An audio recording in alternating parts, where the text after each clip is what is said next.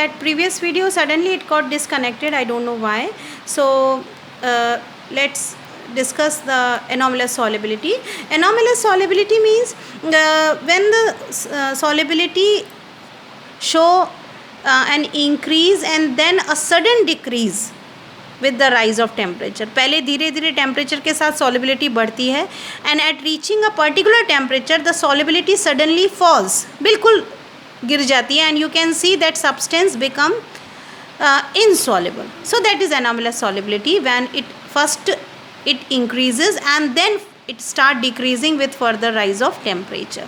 So here the example of Glauber salt is given. Glauber salt is sodium sulfate decahydrate, 10 deca for 10. Okay, so what happens with sodium sulfate decahydrate? When you can see the solubility curve up to 32.8. When the temperature increases, the solubility also increases, slowly increasing. When the temperature reaches 32.8 degrees Celsius, the solubility is maximum. On further increase of temperature, then you see there is sudden fall of solubility and it show the decrease in the solubility. So why is it so? Here also the reason same. Up to 32.8 degrees Celsius, the Glauber salt was hydrated salt. It was having the 10 water molecules of crystallization, but on reaching 32.8 degrees Celsius, all the water molecules get evaporated and it becomes anhydrous sodium sulfate. That's why solubility decreases. Okay, so these were the solubility curve of some salts. Now coming to a note, means what type of process decides the solubility. When the process is endothermic. Endothermic का मतलब क्या होता है?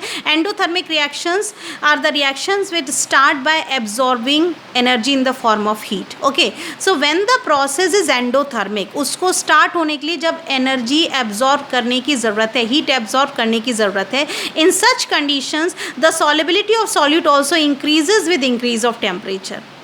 Okay, when the process is endothermic, आपको heat देने के बाद ही process शुरू होगा, तो वहाँ पे सॉलिबिलिटी भी टेम्परेचर को इंक्रीज करने पर इंक्रीज करती है. But when the process is exothermic, हमको जो इंटरनल हीट है वो प्रोसेस में बाहर निकलनी है. Exothermic means the process in which energy in the form of heat is liberated out. तो अंदरूनी जो सब्सटेंस की हीट है वो जब बाहर निकल रही है, तो in such processes solubility of solute will decrease with the rise of temperature. जब आप हीट ऑलरेडी इवॉल्व हो रही है उस केस पे जब आप और फर्दर इंक्रीज करते हो temperature, then in that case solubility of the solute decreases because the process is exothermic. वहाँ पे हाई टेम्परेचर की ज़रूरत नहीं है, जो इंटरनल टेम्परेचर उसको कम करना है एनर्जी को रिलीज करके, और हम अननेसेसरली उस प्रोसेस में हीटिंग करेंगे, then it will not favour the heat, the solute will become insoluble.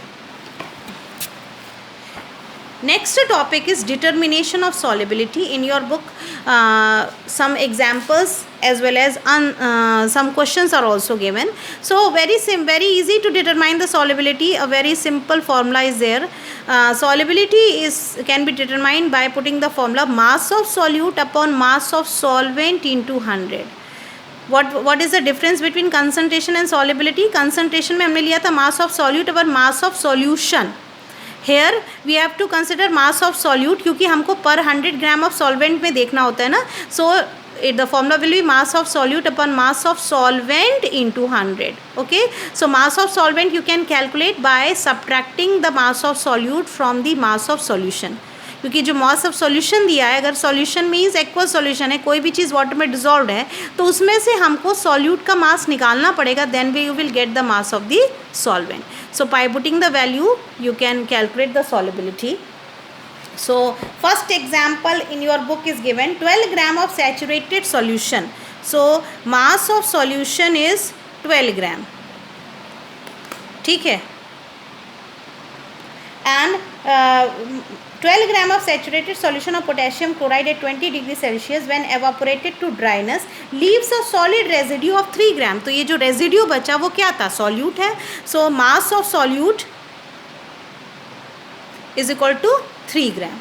So we have to calculate the solubility of potassium chloride. तो solubility क्या होता है? solubility is mass of solute that is 3 gram upon mass of solvent. हमको solution का mass पता है, तो mass of solvent कैसे निकालेंगे? by subtracting solute from solution. so you have to subtract 3 from 12, so it will be 9 gram. तो solubility will be mass of solute which is 3 upon mass of solvent which is 9 into 100. So solubility is somehow 33.33 grams. Okay. Another example 2 is given in your book. When weight of sodium nitrate find the weight of sodium nitrate required to prepare 60 gram pure crystals from its saturated solution at 70 degrees Celsius. Solubility of sodium nitrate is 140 gram at 70 degree Celsius and 100 gram at 25 degree Celsius. तो दो temperature पे potassium nitrate की different solubility given है. Solubility,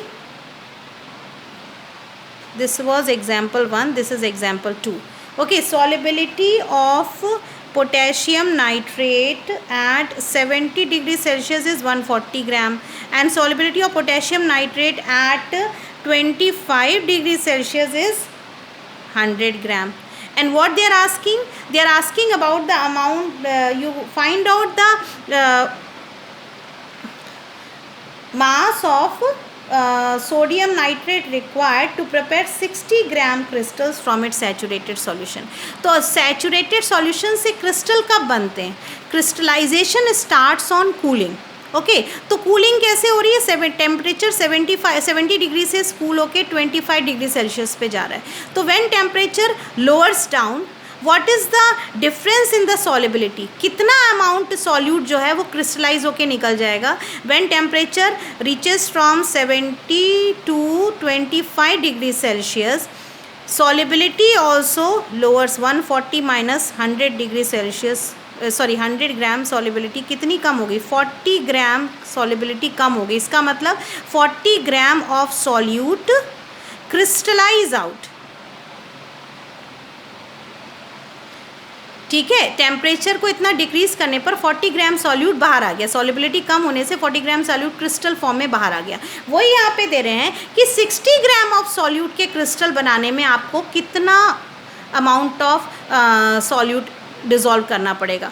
तो आपने देखा 40 gram of solute crystallise होके आता है जब आपने पोटेशियम नाइट्रेट को 70 डिग्री सेल्सियस पे 140 ग्राम डिज़ोल्व किया था.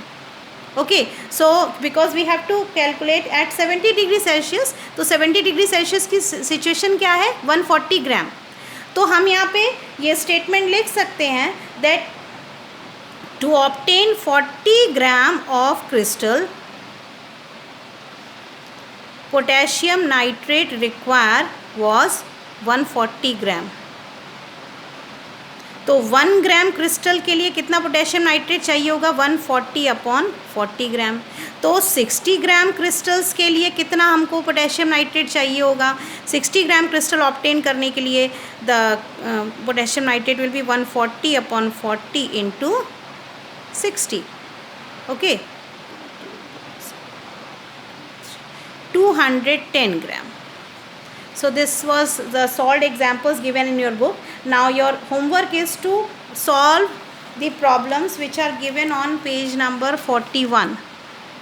So your homework is to solve all the problems which are based on solubility and you can send me your doubts in the group. Okay? Thank you.